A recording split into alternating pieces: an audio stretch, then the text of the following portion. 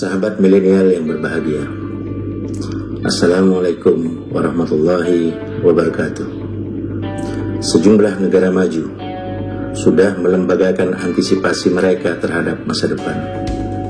Singapura membentuk Komite on the Future Economy dengan tugas memandai horizon masa depan. Swedia membangun kementerian baru, Minister of the Future, yakni mempersiapkan langkah-langkah strategis untuk menghadapi masa depan. Dengan nama yang berbeda, Uni Emirat Arab, Malaysia, dan Thailand juga memiliki kelembagaan yang sama. Dari lembaga tersebut, Swedia mengambil keputusan untuk menghentikan penggunaan bahan bakar fosil untuk otomotif pada 2025, yang kemudian diikuti oleh Norwegia.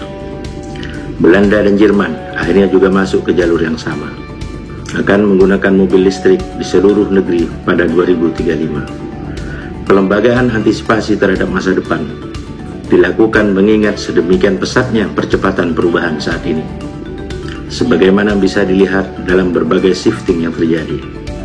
Dalam industri otomotif misalnya, perubahan tidak hanya terjadi pada hal bahan bakar, tetapi juga teknologi lainnya. Sekarang sudah muncul mobil dan truk tanpa pengemudi, taksi tanpa pengemudi, bahkan taksi terbang tanpa pengemudi.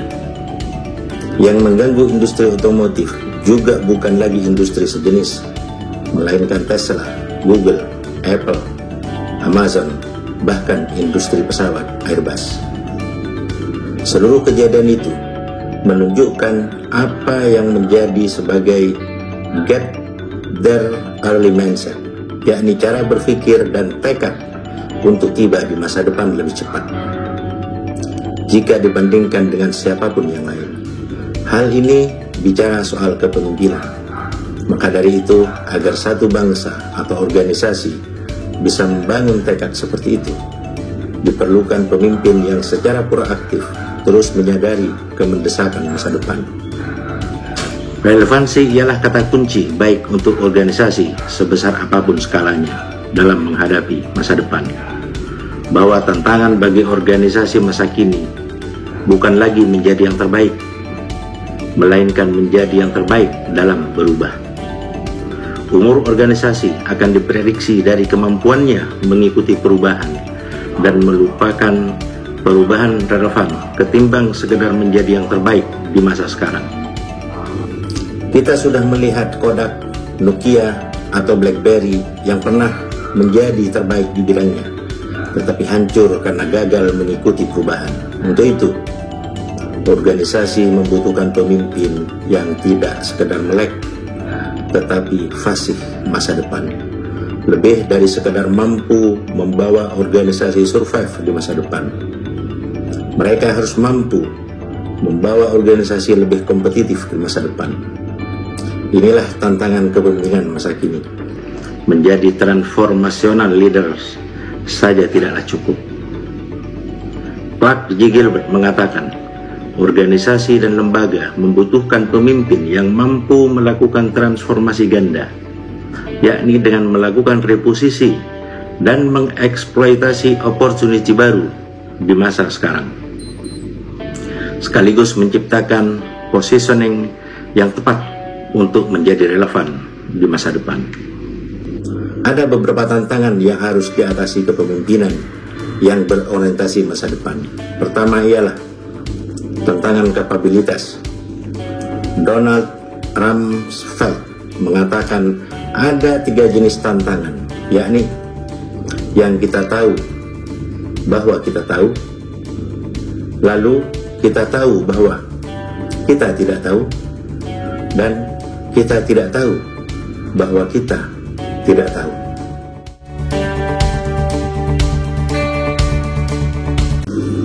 Sahabat milenial yang berbahagia, Vijay Govinda dalam bukunya The Three Box Solution mengingatkan urgensi bagi organisasi untuk melembagakan kegiatan mengantisipasi masa depan agar dapat melahirkan inovasi yang relevan di masa depan.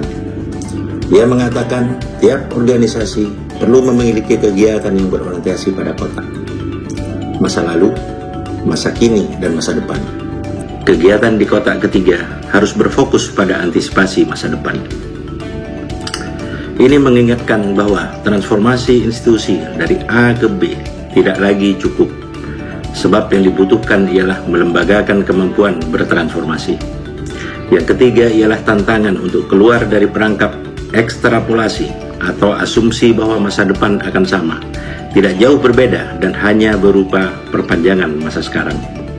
Tantangan yang keempat ialah batasan waktu bagi para pemimpin publik.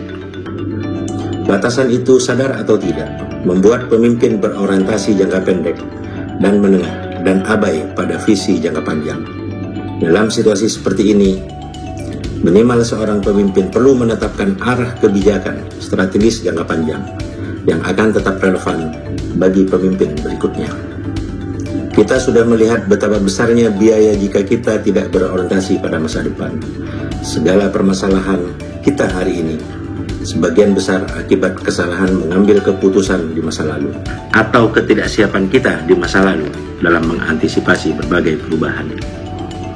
Jika di masa sekarang para pemimpin tidak berorientasi masa depan, di masa depan kita harus membayar mahal kesalahan sekarang ini. Ada pepatah yang mengatakan waktu terbaik menanam pohon adalah 20 tahun yang lalu. Waktu terbaik kedua adalah sekarang. Terima kasih. Wassalam.